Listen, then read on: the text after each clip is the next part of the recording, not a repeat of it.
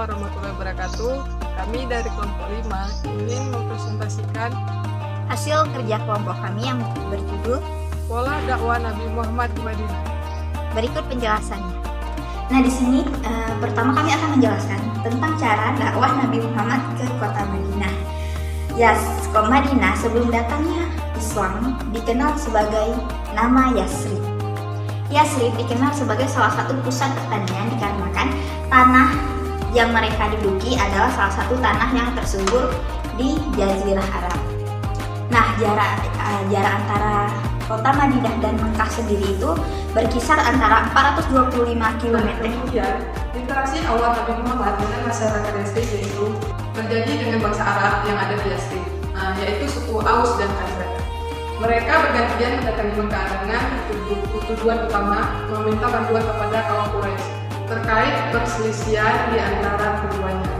Di saat yang sama waktu itu Nabi Muhammad melakukan dakwah jariah yang salah satu sasarannya dakwahnya adalah masyarakat luar Mekah. Namun awalnya Nabi Muhammad tidak mendapatkan respon yang baik dan Nabi Muhammad kembali bertemu dengan utusan Aus. Dan mereka menjanjikan untuk menyampaikan apa yang ingin didakwakan Nabi Muhammad ke masyarakat Yasrib, salah satunya kaum Khazraj. Nah, adapun metode yang dipakai oleh Rasulullah saat berdakwah di Madinah adalah yang pertama adalah metode dakwah bil qalam, yaitu dakwah melalui tulisan. Nah, contoh dakwah Rasul pada saat dengan menggunakan metode bil qalam pada saat periode Madinah adalah dengan adanya piagam Madinah dan surat yang ditunjukkan kepada para pemimpin dunia dan para raja Arab untuk mengajak mereka memeluk Islam. Tidak sedikit dari raja-raja dan rakyatnya berbondong-bondong masuk Islam hanya karena membaca surat dari Nabi Muhammad. Nah, selanjutnya adalah metode dakwah bil qalam, yang mana metode ini mengedepankan perbuatan nyata.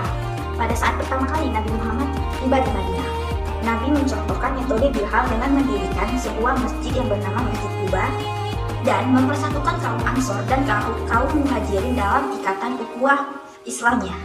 Nah, dalam berdakwah Nabi tidak hanya mengajak kaum-kaum untuk mengikutinya, tetapi Nabi juga mengimplementasikan dakwahnya kepada dirinya sendiri. Nah, selanjutnya adalah metode dakwah bilisan, yang mana metode dakwah bilisan ini adalah menyampaikan pesan dakwah melalui lisan atau komunikasi antara pendakwah dan yang mendengarnya. Nah, contoh dakwah bilisan yang dilakukan oleh Nabi Muhammad di Madinah adalah dengan cara berkhutbah saat ia ingin mengerjakan sholat Jumat. Jadi saya akan menjelaskan apa saja prioritas dakwah Nabi di periode Madinah. Hijrah Nabi Muhammad ke Madinah tidak hanya menghindar dari kafir Quraisy. Adapun prioritas dakwah Nabi Muhammad ke Madinah adalah yang pertama adalah membangun masjid. Masjid memiliki multifungsi, tidak hanya sebagai tempat beribadah. Prioritas dakwah Nabi Muhammad yang kedua yaitu mempersaudarakan kaum muslimin yang berasal dari Mekah dengan kaum muslimin di Madinah. Dengan persaudaraan tersebut, Nabi telah menciptakan suatu persaudaraan yang baru. Nah, selanjutnya prioritas dakwah Nabi yang ketiga adalah musyawarah dengan sahabat baik Muhajirin dan Ansar. Rancangan ini menurut aturan yang berkenaan dengan orang-orang Muhajirin, berdampingan secara damai dengan umat Islam. Dokumen tersebut dikenal dengan Piagam Madinah. Nah, selanjutnya di sini saya akan menjelaskan tentang apa saja sih gangguan, hambatan, serta ancaman yang dihadapi oleh Rasulullah saat beliau hendak menjalani dakwahnya di Madinah. Berikut penjelasannya. Nah, berbicara tentang hambatan, tantangan, dan ancaman yang dihadapi oleh Rasulullah saat hendak dakwah ke Madinah. Di sini kita akan berbicara terlebih dahulu tentang bagaimana sikap kaum Quraisy dalam menghadapi Rasulullah saat ia hendak berdakwah ke Madinah. Nah, proses hijrah kaum muslimin sendiri pergi ke Yasrib dilakukan secara diam-diam agar terhindar dari kecurigaan kaum Quraisy. Mereka ada yang mengendarai unta, ada juga yang berjalan kaki hingga ke kota Yasrib itu sendiri. Nah, kaum Quraisy sendiri berupaya keras untuk menghalangi orang-orang yang ingin hijrah ke Yasrib dikarenakan kaum Quraisy takut semakin kuatnya posisi Islam yang ada di kota Yasrib itu. Untuk itu, berbagai upaya yang dilakukan oleh kaum Quraisy dalam menghalangi proses hijrah kaum muslimin ke kota Yasrib. Di antaranya dilakukannya intimidasi dilakukannya penculikan, dan juga melakukan ancaman terhadap umat Islam. Nah, untuk kelompok Quraisy ini sendiri, Nabi Muhammad bersikap tegas terhadap kaum ini karena ayat tentang peperangan sudah turun. Jadi Nabi Muhammad ingin membela kaum muslimin dengan mengadakan peperangan karena tidak ada pilihan lain. Peperangan terjadi pertama kali antara kaum Quraisy dan kaum muslimin pada 17 Ramadan tahun 2 Hijriah. Nah, perang Badar inilah yang menentukan masa depan kaum muslimin yang ada di kota Madinah saat itu. Nah, selanjutnya adalah ancaman dari kaum Yahudi.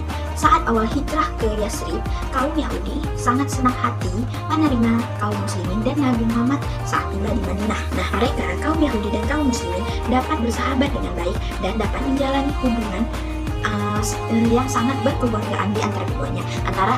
Jadi mereka sangat harmoni. Nah, setelah mereka tahu bahwa Nabi Muhammad adalah nabi terakhir dan bukan yang berasal dari golongan mereka.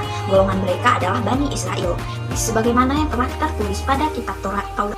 Nah, setelah mengetahui hal tersebut, kaum Yahudi melakukan rombongan dari dalam, yaitu dengan mengadu domba antara kaum Aus dan kaum Khazraj, di mana kedua kaum ini adalah kaum terbesar yang ada di Madinah.